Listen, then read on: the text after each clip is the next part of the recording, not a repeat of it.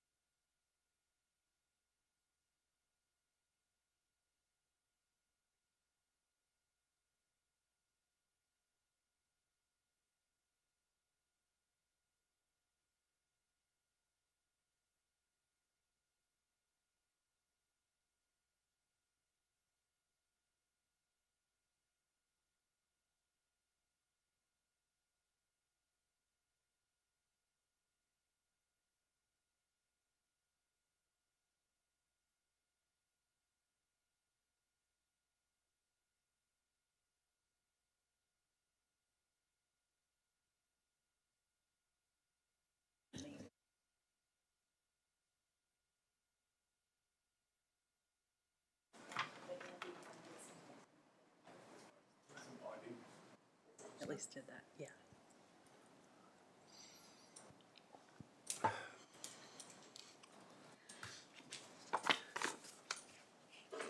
Ready to go?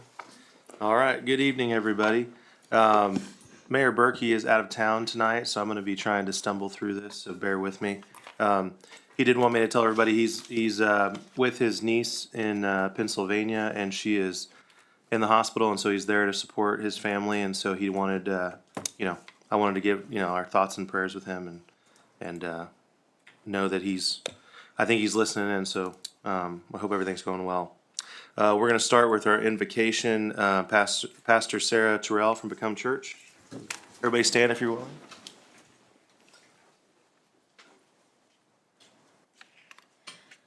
Lord, we pray for your power, provision, and protection over the city of Spring Hill. Right now, I want to lift up Mayor Berkey and his family to you, God. I just pray that you would move in that situation and bring healing. I pray for the council here tonight, Lord, that you would give them wisdom, discernment, Lord. Help them and guide every decision they make. Lord, we pray for your kingdom to come and your will to be done in Spring Hill as it is in heaven. In Jesus' name, amen. Amen. Please continue to stand, we'll do the pledge. Pledge allegiance. To the flag of the United States of America, and to the republic for which it stands, one nation, under God, indivisible, with liberty and justice for all.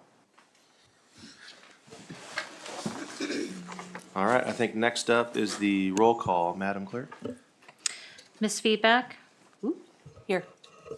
Mr. Peel? Here. Mr. Young? Here. Mr. Van Houten? Here.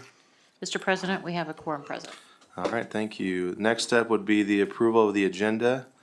I don't think we have any changes. Does anybody have any suggestions, or can we look for a motion? Make a motion to approve the agenda. Second. All right, we have a motion and a second. All in favor? Aye. All opposed?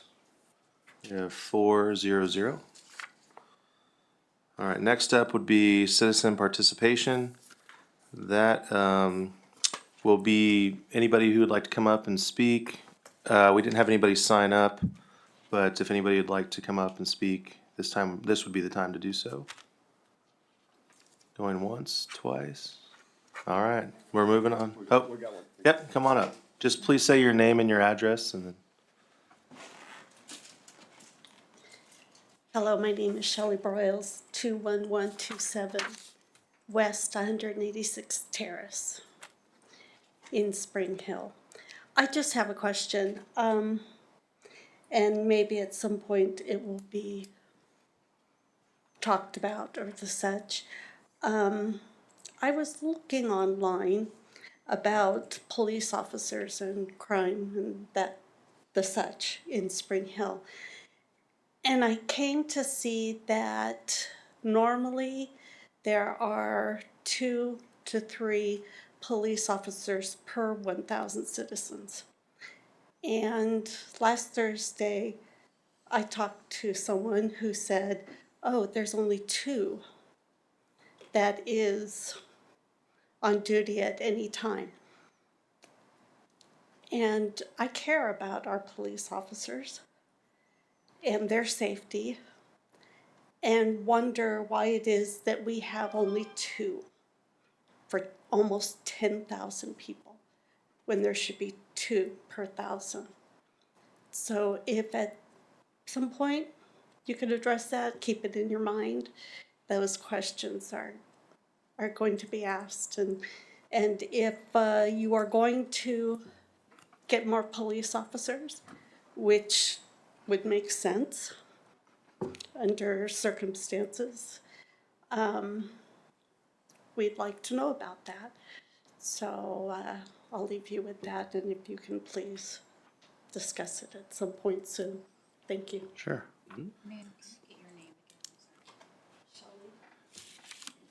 Chief Henson, maybe in the announcement reports, we can go over that a little bit.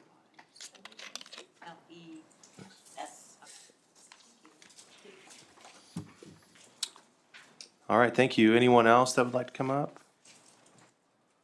All right, we'll go ahead and move on to presentation from the Public Works Department. I think that's Mr. Spear.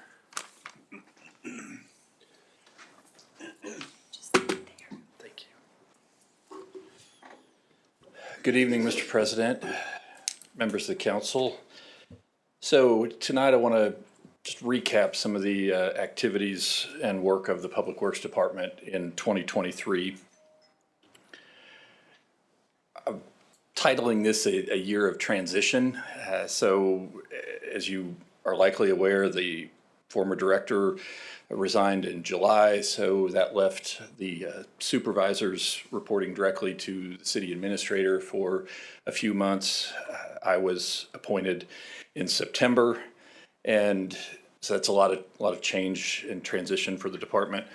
And then also some of the same transition that the community is seeing, just meeting the current needs of the community, being mindful of the history in the past, and also trying to prepare and position the city and the department to meet the future needs of the community as well.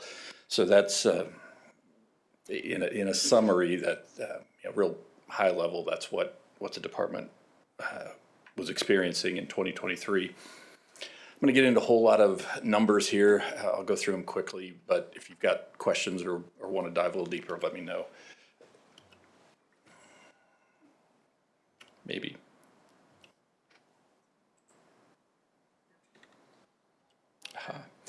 So this is the organizational chart for the department, generally divided into 3 divisions: the Streets Parks Division, Utility Division, and Facilities.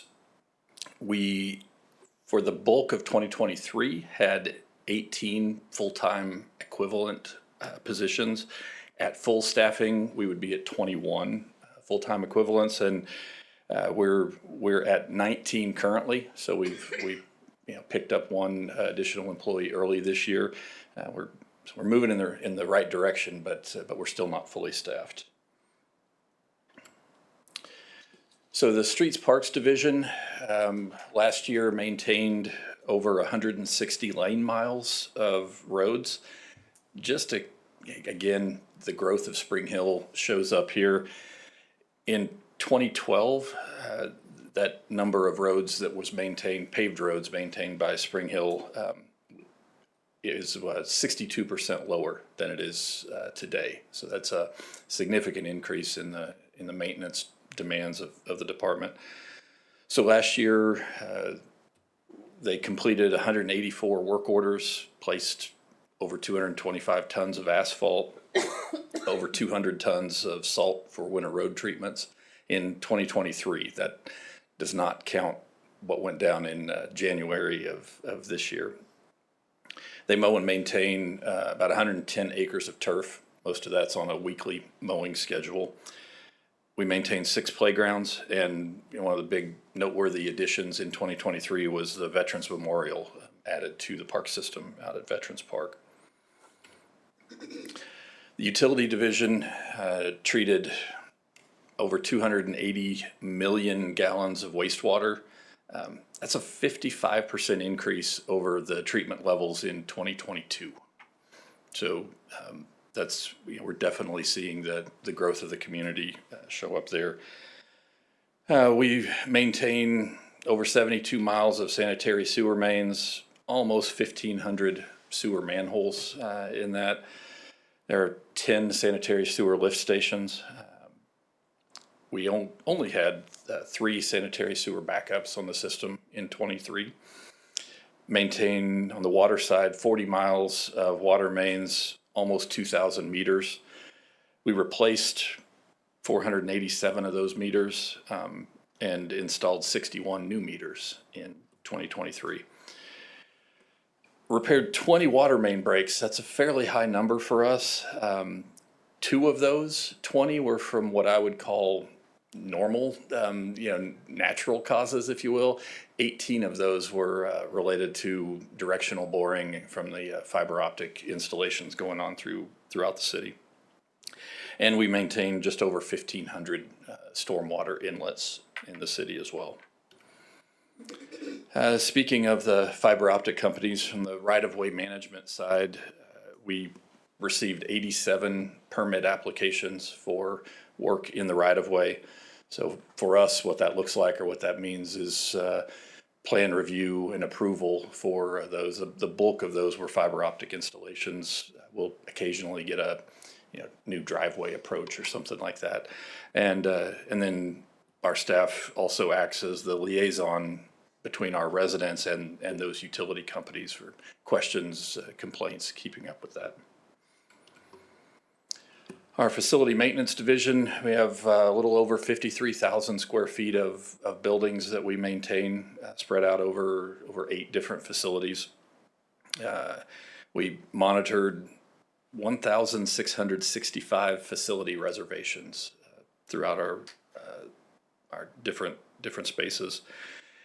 And because our facility maintenance supervisor also acts as a manager for the Spring Hill Aquatic Center, may seem like an odd place for this number, but we served almost 23,000 patrons at the Aquatic Center last year.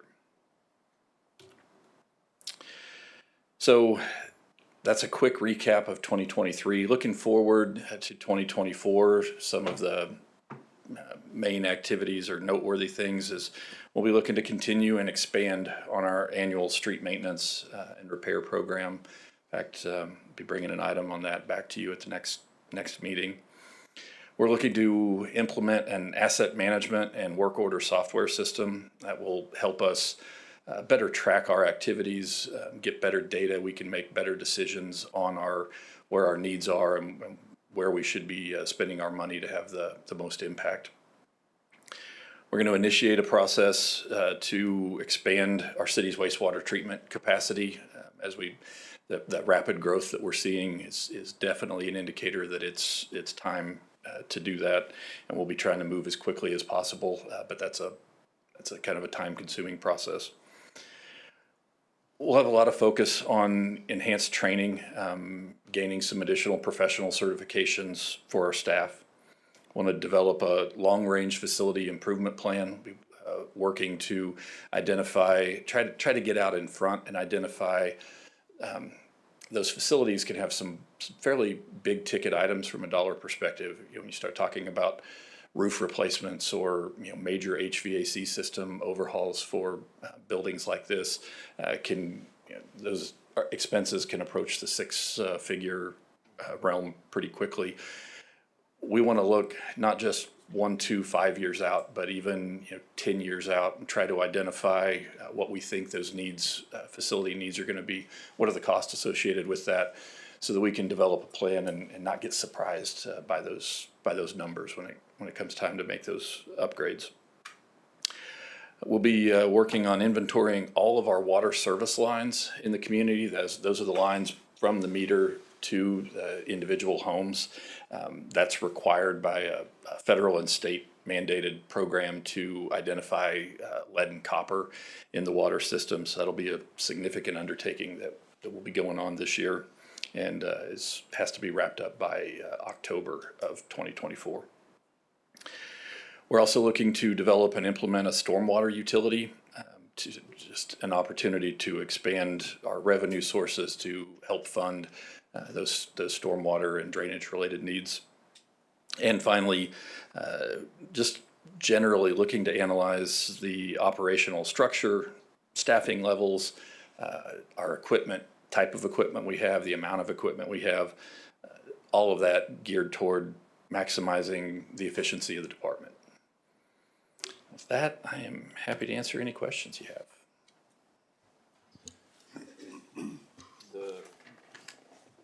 The copper and lead inventory issue, that's been kind of out there for a while, hasn't it? Yes. 2 or 3 years, or I think I heard about it 2 years ago, a while back. So, Yep.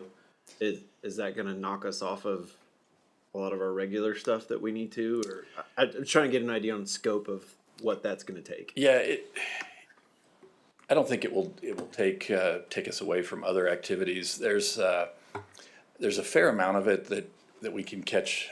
I'll call the low-hanging fruit. There, I don't want to give you the wrong number. There was a period in time in the mid to late 80s where all plumbing, all construction was required to be lead-free. So we can go back and look through, and any home built after that date can automatically get checked off the list, and just simply stating that it was constructed after that deadline is proof enough. So, we have almost 2,000 services. Like, but you don't have to go dig everyone up and look at it, right? No, no, but, so some of it can be handled just administratively, but there will be a few hundred that will be out, knocking on doors or asking people to have your plumber look at this and tell us what's there. Cool. It's one of those unfunded mandates, that comes down from above.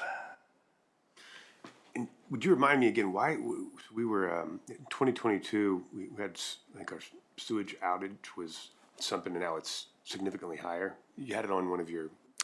Yeah, 55%. Yeah. Yes, that's the. Remind me why that is again. So that's the amount of wastewater that we treat at the treatment plant Right, it's gone up that much in 2 years. has gone up that much in 2 years. Is it from any specific business, or is it just the amount of homes that are? I think it's a combination. It's just the growth in the system in general. There's also a little, and I haven't compared the weather data, but in wet weather years when we have a whole lot of rainfall, cracks in the pipes and things like that let water in, so that you can have flow that goes to the wastewater treatment plant that isn't directly attributable to what's going down the drain, and it's just what gets in from the groundwater. So I haven't really analyzed to see if 23 was a lot wetter year than 22, but in a nutshell, it's just the growth. It's more connections and a greater volume of water coming into those homes and businesses that then goes down the drain and has to be treated. What's that put us at capacity wise? So it puts us at around about 75%. So we're running around 800,000 gallons a day, and capacity is 1.25 million gallons. So we're So it's getting tight. 0.8 versus 1.25 maxed out. I mentioned working on looking at expansion options for the treatment facility. It's a significant need for us. Yeah. Yeah, so we are working on that, and next month we think we'll be coming back to talk with you all about alternatives. We've already engaged an engineering firm to look at a few different alternatives, and we'll talk with the council about kind of the pros and cons of those different alternatives, and that will really get the ball rolling. Then once we select an alternative, we'll get the engineers working on all of the applications. There's a lot of paperwork and things that have to be approved by the state, and that takes time, as well as design, construction. It could be 4 to 5 years from the time we get going until we have a facility online, fully functional. Yeah, at that increase, we're not going to last 4 or 5 years. It's and there are a few things we can do in the meantime to help gain some capacity and buy us some time, but yeah, we need to get moving. Okay. I had a question for you, and this was towards the beginning of your presentation. You talked about the fiber being placed, and you said that you were in charge of the complaints or what have you. So my question to you is were there a lot of complaints, and have all those been addressed, because they are going on other people's property? And I remember hearing one when I was sitting in the audience before I got in this position. I just want to know how that works and if they're all addressed. So there were a lot of complaints, and they haven't all been solved or resolved, at least to my satisfaction yet. We keep a log of those outstanding issues, and like I said, trying to act as that liaison and continue to communicate with the residents, circle back with those companies. And one of the challenges with that is in most of these situations, there is an overarching communications company that will ultimately own that fiber. they will hire multiple subcontractors to put the conduit in and the boxes in the ground. Then they will hire a different set of subcontractors to actually pull the fiber and the cable through. So for any one of those issues, it turns into a kind of a little bit of a mystery or a puzzle solving process for our staff to understand Who? right, what issue is the resident facing, and is that contractor A, contractor B, company C? So I know it's frustrating to the residents. We can lose days just to the investigative process to find out who's responsible and who we need to be talking with. So that it has complicated things, and there are a few issues that I know of that are still outstanding. But we have a log, and we're still working through those, and hopefully none of them have fallen through the cracks. I'll probably just get updated from Lane. I'm kind of curious to know where we're at with those. And Yeah, that's just to give you a little overview. There's federal legislation that allows telecommunications providers the right to utilize all public rights of way within the country. And so if a company has that it is a certificated telecommunications provider. That's the industry term. We can't tell them no. Yeah, even if it's the fourth company that's come through in 6 months' time, if they think it makes good business sense to be the fourth company to put fiber in Spring Hill, and they make an application and they check all the right boxes, we are legally obligated to give them a permit and let them go to work. So it's I know it's frustrating for the residents, and I wish there was more that we could do to manage it, but we can't say no. We can just, like I said, try to help manage and mitigate the process as much as we can. Yeah. thank you. We went a long time with no internet, and then now we have an abundance of options that caused all kinds of havoc on the yards. Be careful what you wish for. All right, any other questions? All right, thank you very much. Thank you. Thank you. Thanks, Jacob. All right, next up is the consent agenda. These are items that are considered to be routine by the staff, and is there anything on there that needs to be moved off, or is everybody good with that? If so, I can entertain a motion. Make a motion to approve the consent agenda. I second it. A motion and a second. Everyone in favor? Aye. Aye. Aye. Aye. All opposed? Passes 4-0-0. Now we move on to formal council action. First up is consider approval of resolution 2024-R-04, acknowledging review and acceptance of the requested 5-year Johnson County Assistance Road System CARS Program 2025 to 2029. It looks like this is for Mr. Spear again.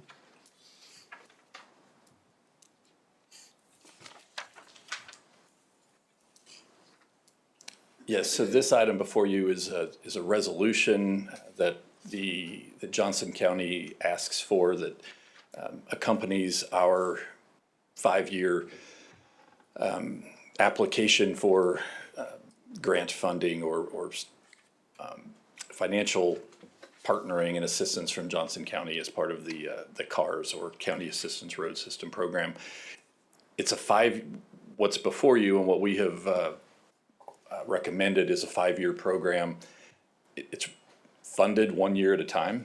So we'll be looking at getting the project for year one, the 207th Street from Webster to Woodland, funded for next year, the 2025 year. And the other 4 is our programming. It's our anticipated program list. We have a little flexibility to move those around if something changes, or a need arises in year 3. We'll have a little flexibility, but this is our 5-year schedule right now. The most firm of those is year 1. And year 1 is the 207th Street from Webster to Woodland? Correct. Okay.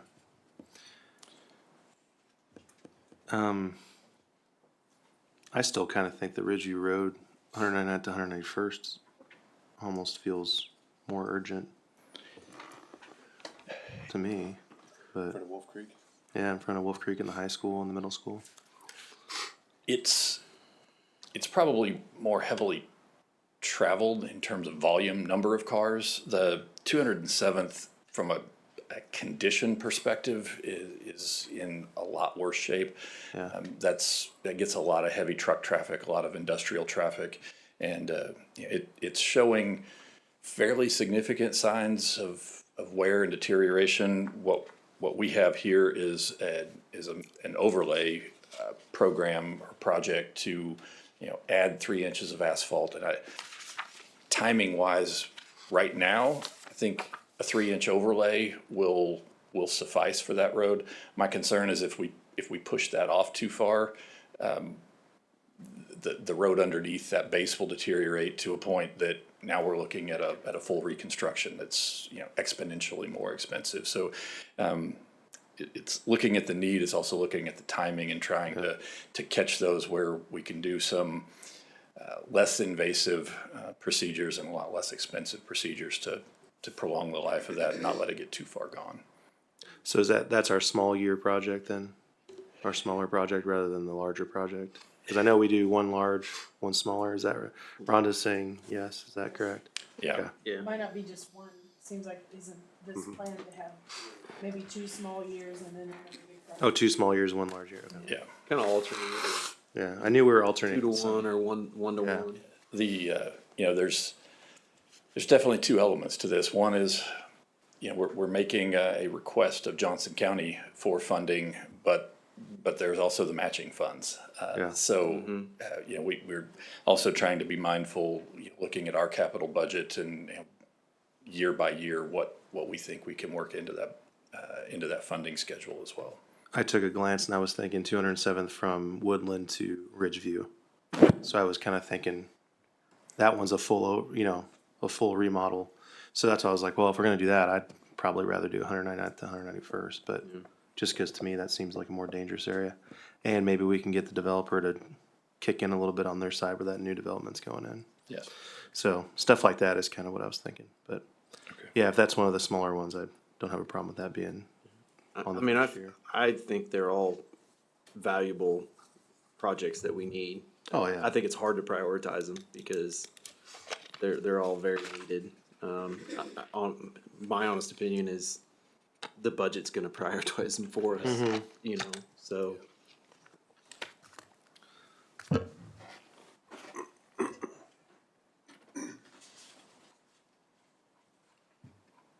Any other questions or anything? Kristen, you look like you have questions. No? What, I don't. I know it's not listed on here, but we've got last year's CARS project, 199th Street. That's already in this list, right? Like that's already Yes. above 207th from Webster to Woodland, right? Correct. Okay. Even Well, though but these aren't approved, right? That one is approved by Congress. Correct. That- So that's probably correct. the difference between, Yeah. Yeah, so the 199th Ridgeview to Renner was an approved CARS project, started off as an approved 2023 project, delayed, rolled that to 2024. It's under design, working through right-of-way acquisition, utility coordination, and it may be late this year, early next year before you really see the dirt flying, but I just didn't want to give the impression that that project went away. For Yeah. anybody listening or, watching the meeting, that project is still there. that's a 2024 project, still in place. Now we're looking at 25 through 29. so yeah, so for that first one, that one we're talking about, 207th, that's about 300, I guess 275 to us.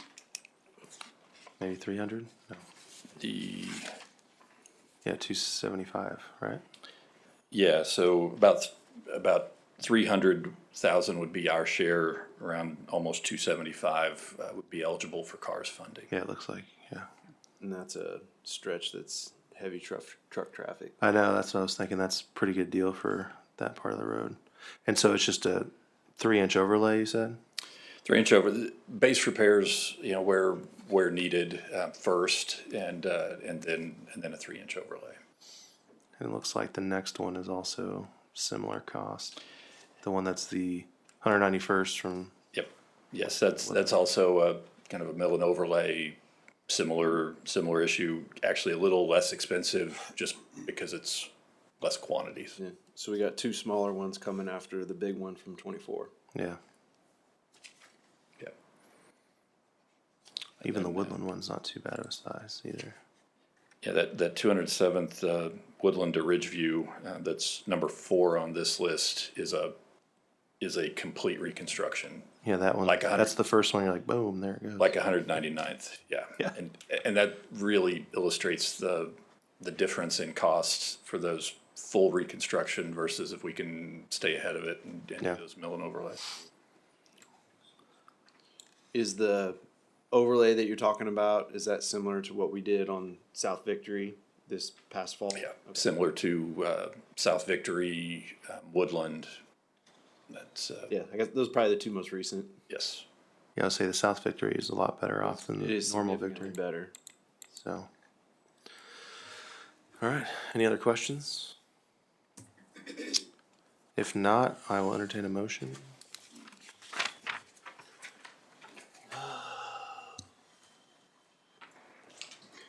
Go ahead. Okay, so, make a motion to consider approval of resolution number 2024-R-04, acknowledging review and acceptance of the requested 5-year Johnson County Assistance Road System Program, 2025 to 2029.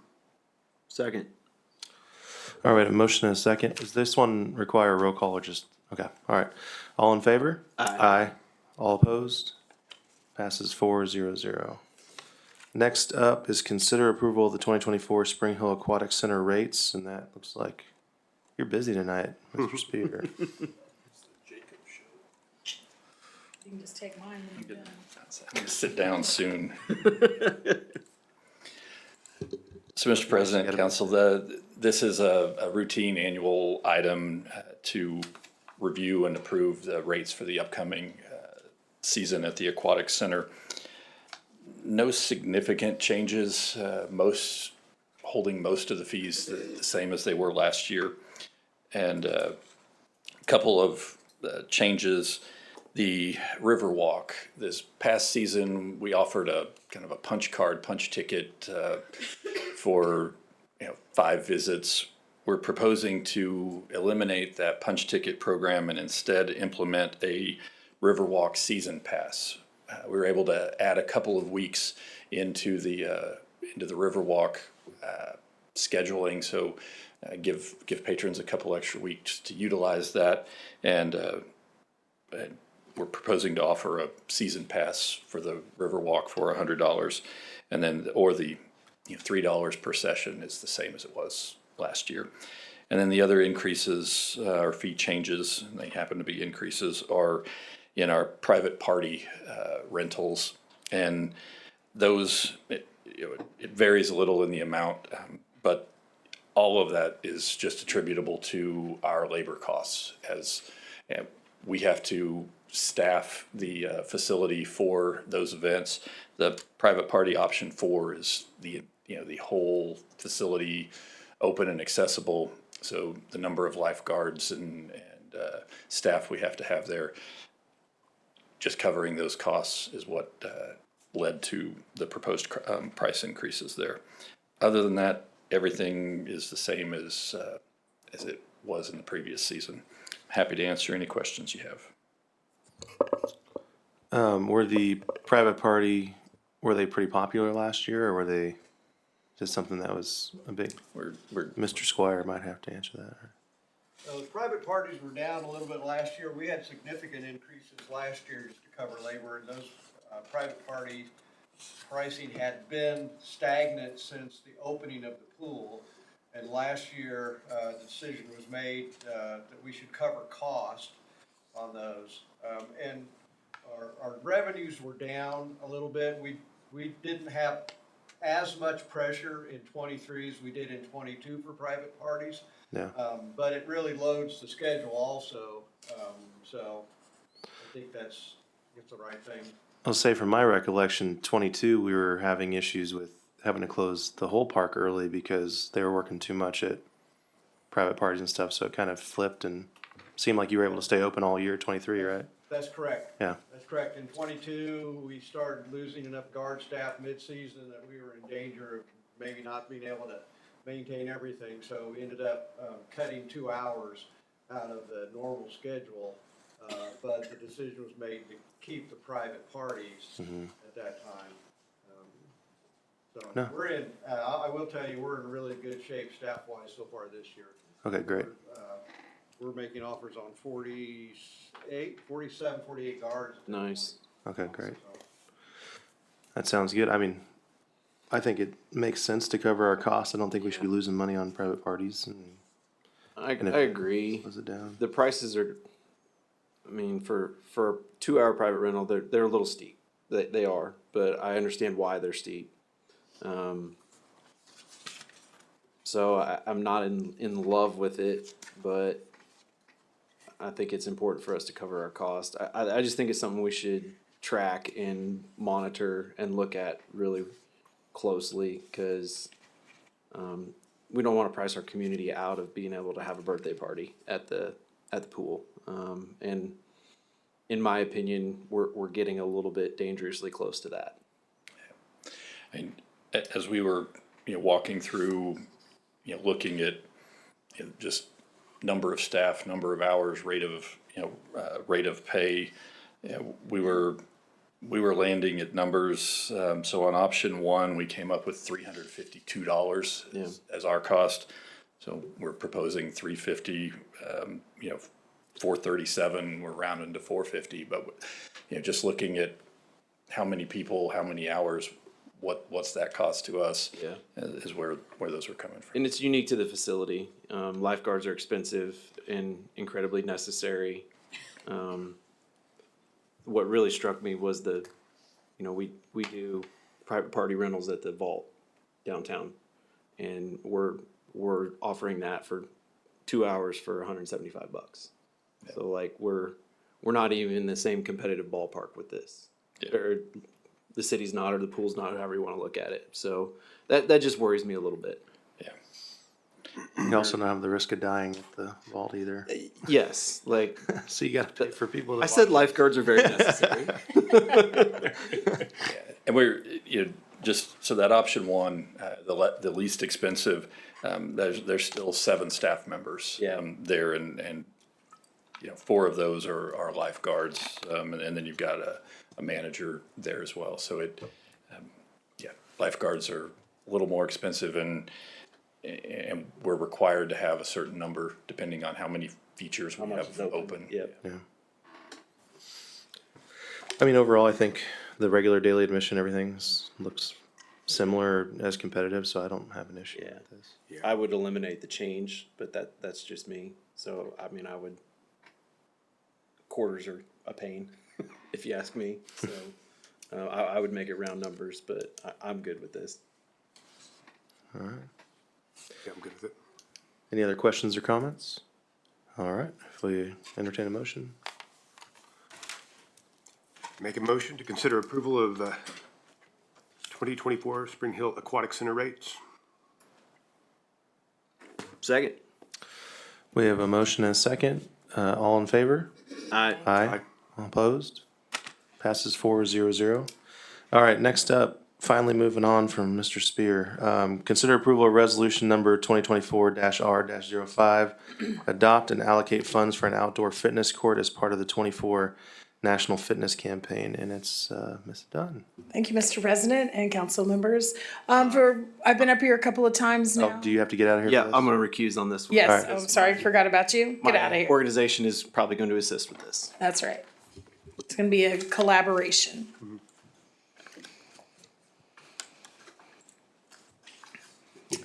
So good evening to the rest. We have been here a couple of times and talked about the fitness court. We got your permission and applied for a grant. We've been awarded a grant by the National Fitness Campaign in the amount of $40,000 towards this project. We have stated that the budget for this project for the 100% of the amount is about $250,000.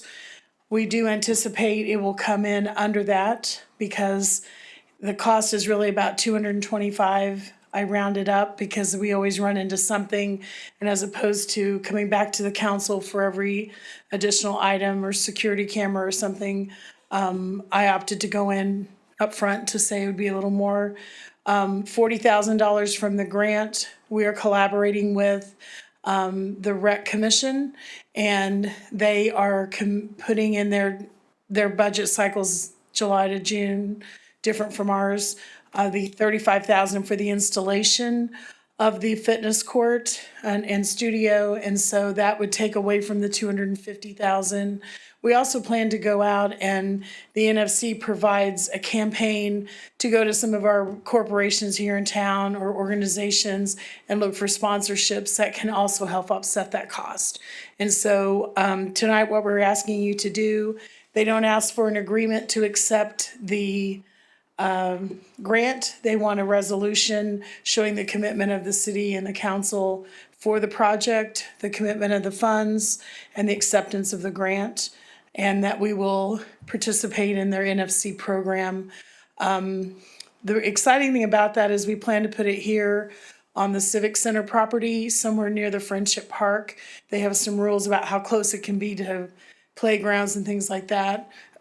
But it'll be here, which this facility is already utilized by the Rec Commission. They'll be able to teach, say, outdoor yoga or Pilates or other classes in the studio, as well as the CrossFit type training that would be available. So what you're doing tonight is passing a resolution committing the full budget for the accepting the grant, and then for committing to the NFC campaign to support the fitness studio. Can I answer any questions? Is this, I'm assuming this will be open 24-hour, like people can access it anytime? We're not gonna have Yes. issues like the school district? And it doesn't have to be an organized class. If you want to go out and do your own yoga out there when it's available, it's available. If you like to do that cross-training sort of work, you do that when it's best for you. The Friendship Park is a great location because it's walkable. We see a lot of folks walking around here, plus because it's close to the Civic Center, when it's open, then if you need the restrooms or the water fountain or whatever, those facilities are available here as well. I know what I said, it's not 24-hour. Yeah, Ms. Dunn, is it inside Friendship Park? It is probably right out here to be Okay. almost straight out these Yeah, windows. to the extent it's on City Right. Parkland or public. Yes. Yeah, it will be. the park hours. Cool, thanks. I just meant when it's not being organized Right. classes. When it's not utilized, Yeah, it can be, it's open to the public. cool. Great. Great. Any other questions? So we're really just committing to max of about 175 if we're gonna do anything, and hopefully we can get some more corporate, Right. you know. We are tonight saying 250, so that if Oh, yeah. the wheels fall off of this thing, we didn't buy the equipment and have no money to install it. Yeah. It shows to the NFC that this will go in, we will have the artwork done, we will do all those things. We're offsetting our costs in other collaborations. And the rec is taking the cost of the installation? looks Yes. like on here, okay. We're still working on him to put more in, I'll be honest with you, every All right. chance we get. But they will utilize it and include it as a part of their programming. Okay. Just for my own curiosity, is there a picture or a plan, like what's it gonna look like? There sure is, and I'll be happy to send it out. It was in the previous packet, Oh, that's, and one of the things I really like about it, it's a two-part. We opted for the two-part program. One end is a cross-training thing where you step up on things and you hang from things and all that. The other end is an open court, and so you could play pickleball there probably if you tried, things like that. There are not nets or anything. And then the center that divides it is art. And there's a whole program that comes with that about, are we gonna use, there we go. thank you. Are we gonna use a local artist? Are we gonna use their studio art? Are we going to, how are we gonna make that work? And the space in the center gives spots for sponsorship logos and things like that.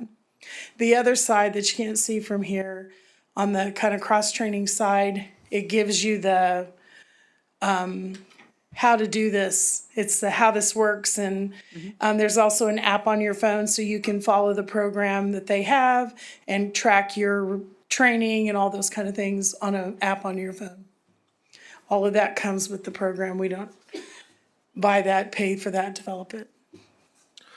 Yeah, this will be nice. I know where I grew up, there was, sidewalks in the park, and there's usually every 100 yards or so, there'd be a piece of equipment you could do Right. and then walk again. So this will be something people can walk, go work out a little bit, walk some more. So And it's nice too because it's any age. I mean, if you want to do Tai Chi, do Tai Chi. If you want to do karate, do karate. I mean, it can be any sort of outdoor fun, outdoor exercise. I think it would be cool to have a local artist do I do too. so.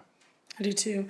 This is the first one, and as we know that a priority from the community is outdoor activity, trails, and outdoor space.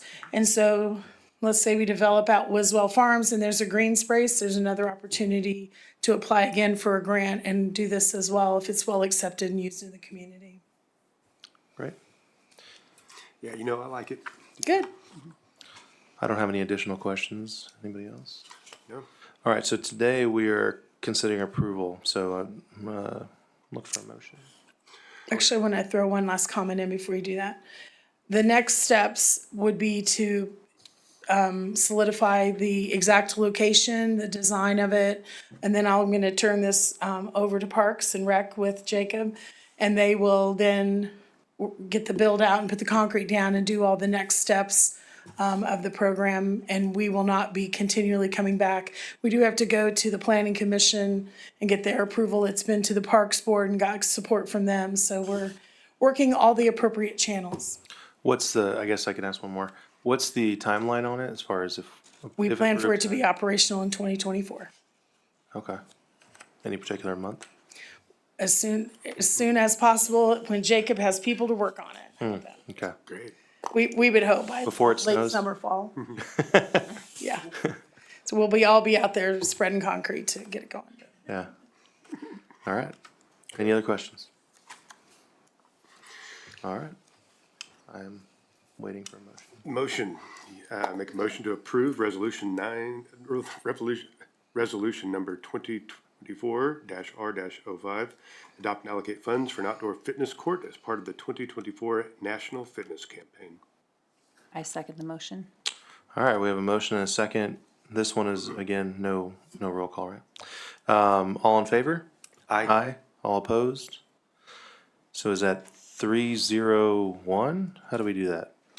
Or just 300? Okay, 300 passes. Oh yeah, you want to grab him? You can just leave him out there, whatever you want.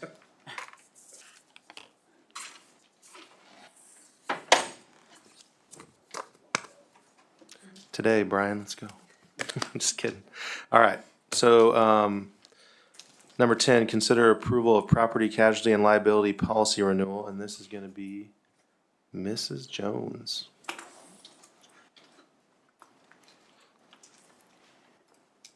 Good evening, everybody. Hello. An update did come earlier today, so I just wanted to pass that out to everyone. Yeah. There was some slight changes in the figures. Thank you. Thank you.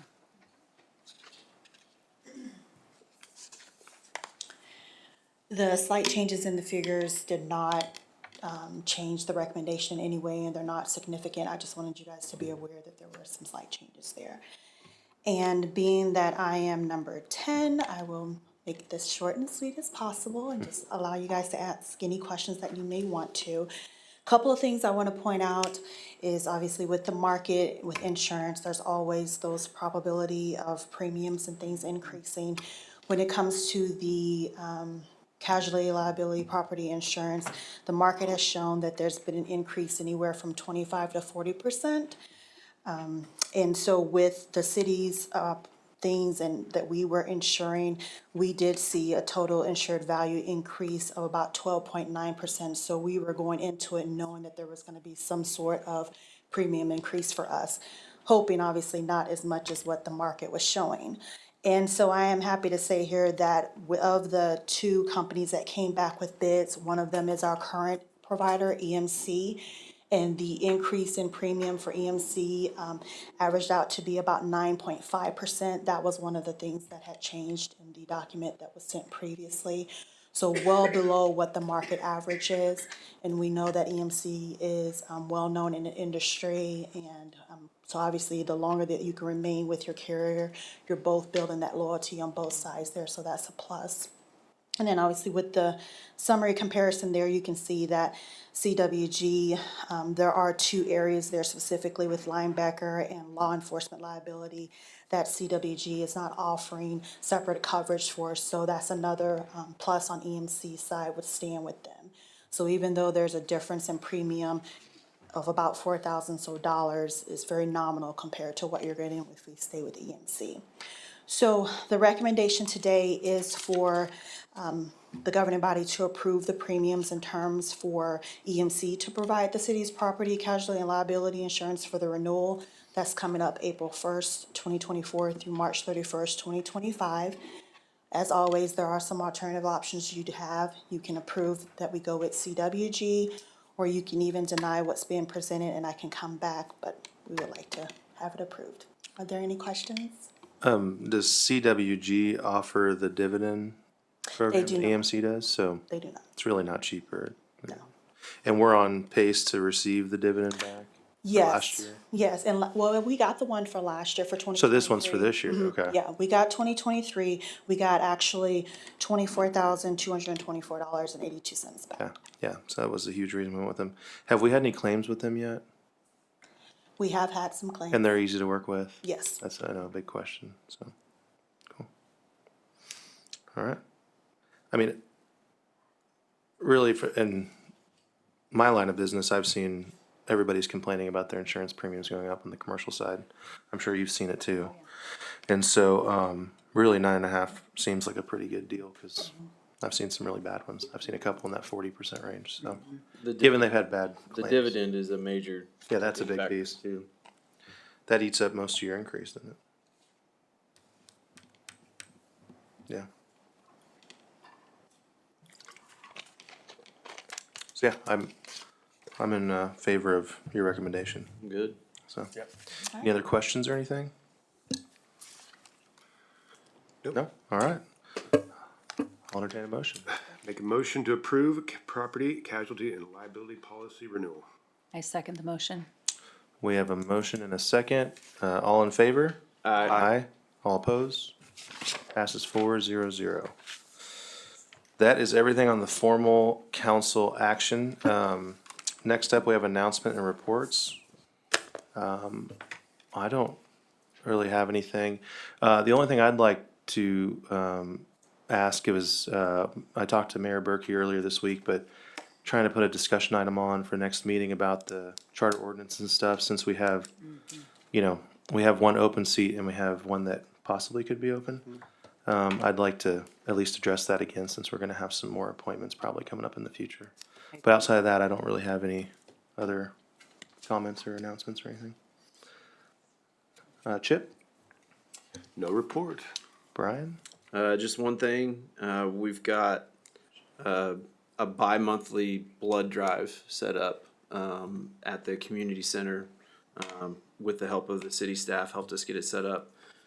So it's once every 2 months. It's on the odd months, so it's coming up on the 26th. March 26th is going to be the one in March. It's noon to 4. They're all noon to 4. They're all it's on either the third or fourth Tuesday of each month, so it's a consistent pattern. It's real easy to sign up and get a book an appointment. They also take walk-ins. Their goal for each blood drive is about 40 donations or so, and they try to book 25 to 30 of those in advance. And usually, if they can book that kind of number, they'll well exceed with walk-ins their goals. So, trying to get the word out a little bit better, because I think we'll get better reception if we get a little bit more. Ashley's got a couple of handouts that she's going to put at the front desk. I know we have them at the rec office as well, and put some signage up, but, it's a good way to give back and real easy. It takes about an hour of your time. If you're not scared, especially if you're not scared of needles, so. What's the location of it? It's at the community center, so Okay. just off of, was that Race Street? Race Street over there? Yeah. All right. Dr. Feedback. No, you put it on there, so we're. Oh, okay. Let's see, who do I go to next? Mr. Lau, No report? Mr. Massey? No I'm report. trying not to say first names, so. Ms. Dunn, No report? I did it to you guys. Ms. Garrity? Ms. Jones? No report. You talked enough. You can skip public works. Yeah, I was just, you talked enough tonight. Mr. Spear, nothing for you? No. Oh, he's gonna have something. Chief Henson, I don't know if you can address the questions from earlier, just kind of talk about what we've done in the past with the police officers.